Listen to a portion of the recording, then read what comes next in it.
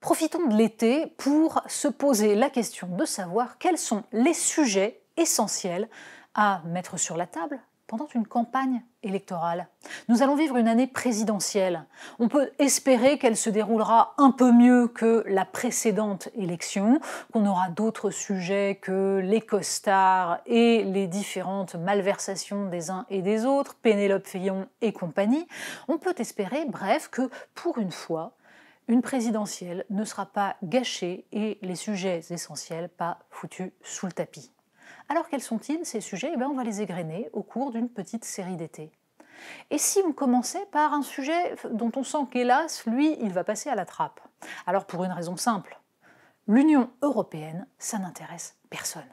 C'est technique, c'est compliqué, il faut aller regarder des arrêts de la Cour de justice de l'Union européenne, de la Cour européenne des droits de l'homme, il faut s'intéresser au rôle de la Cour de Karlsruhe, à l'EBCE, c'est pénible. Donc, on considère que ça n'intéresse pas les gens. Et pourtant, ça a un impact direct sur la vie des gens. Il suffirait de l'expliquer, notamment par le fait que nous vivons dans un régime qui est un régime semi-démocratique. On ne peut pas dire que l'Union européenne soit une dictature ou quoi que ce soit, bien sûr que non. Ce sont des instances démocratiques, il y a un parlement élu, ce sont nos dirigeants qui signent les traités, qui acceptent de se plier à la volonté de ces instances et qui parfois les influencent, avec évidemment cette forme assez particulière d'une Europe qui n'a pas choisi entre le fédéralisme et la confédération d'États-nations. On a donc d'un côté le Conseil de l'Europe, avec les représentants élus des peuples européens, mais on a aussi la Commission, et tout ça se mélange. Et surtout, le plus important, encore une fois, la Cour de justice de l'Union européenne. Pourquoi c'est le plus important et pourquoi ça n'intéresse personne? C'est le plus important parce que depuis 1964, oui, ça remonte à très loin, les juges de la Cour de justice de l'Union européenne ont décidé, dans un fameux arrêt, l'arrêt Costa, que le droit européen prévalait sur les constitutions des pays européens. Et ça, c'est majeur. Pourquoi?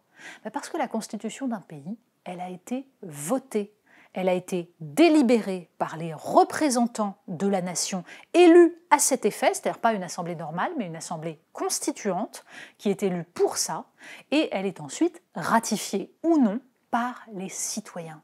C'est donc le summum de la démocratie par la mise en place d'un cadre démocratique, un cadre fondamental. D'ailleurs, les Allemands disent loi fondamentale pour constitution.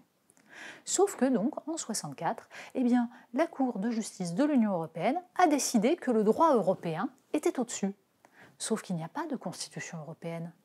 Il n'y a jamais eu de délibération réelle et de vote des peuples.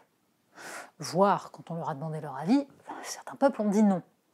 Pour autant, ce droit s'impose, et ce droit dans une vision très particulière du droit, c'est-à-dire fondée sur l'idée qu'il y a des grands principes, qui sont censés être ceux de la Déclaration universelle des droits de l'homme, qui prévalent sur la volonté des peuples. Alors, quand je dis qu'ils sont censés émaner de la Déclaration universelle des droits de l'homme, c'est parce que tout cela relève de l'interprétation. Par exemple, quand on parle droit des minorités, l'interprétation que l'on donne de ce droit des minorités et leur déclinaison dans des règles extrêmement strictes qui déterminent la vie des gens, cette interprétation-là, elle est extrêmement floue.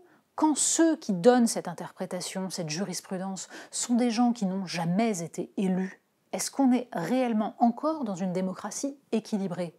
Il n'est pas bon que la volonté des peuples prévale sur l'état de droit. La démocratie, c'est un équilibre entre les deux.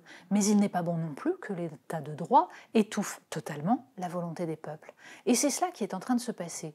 Alors, le problème, c'est qu'on n'en parlera pas pendant cette campagne présidentielle. Pourquoi? Parce que de toute façon, les quelques candidats qui étaient intéressés par ces questions-là et qui avaient en général une vision assez radicale de la chose, à savoir le Frexit, ont été plus ou moins éliminés du jeu politique. Et puis il y a ceux qui ont changé d'avis.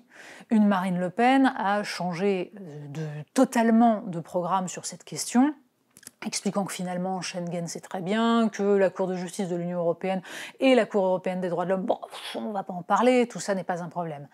Alors, Est-ce une stratégie de conquête de pouvoir, la vieille idée chiracienne qu'en France on n'est pas élu quand on donne l'impression d'être opposé à l'Europe? Peut-être.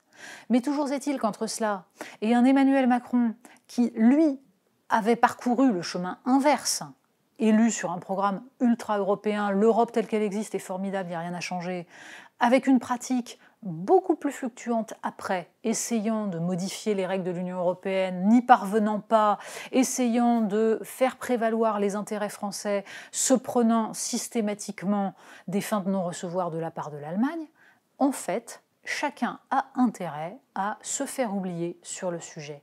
Or, le sujet est fondamental parce qu'on ne peut pas parler sérieusement, par exemple, de régulation des flux migratoires, de protectionnisme et de réindustrialisation, et même de taxes carbone aux frontières de l'Europe pour essayer de faire valoir une vision européenne de l'environnement. On ne peut pas parler de tout ça si on ne parle pas du rôle des structures de l'Union européenne et de la façon dont elles pourraient aller vers davantage de démocratie sans écraser la volonté des peuples européens.